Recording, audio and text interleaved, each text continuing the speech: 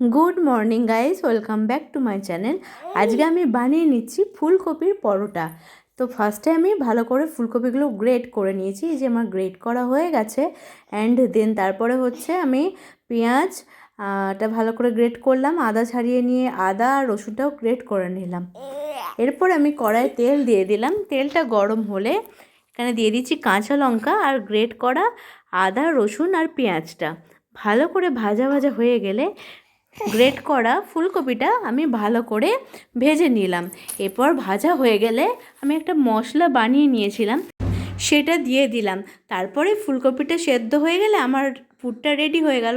এরপরে আমি লেচিগুলো কেটে এর মধ্যে পুর ভরে বেলে সেঁকে নিলাম, আর আমার রেডি হয়ে গেল ফুলকপির পরোটা। কেমন লাগলো আমার এই রেসিপিটা? অবশ্যই ভালো লাগলে লাইক শেয়ার অ্যান্ড কমেন্ট করতে ভুলো না, আর চ্যানেলটা তো সাবস্ক্রাইব করতে অবশ্যই ভুলো না। বাই।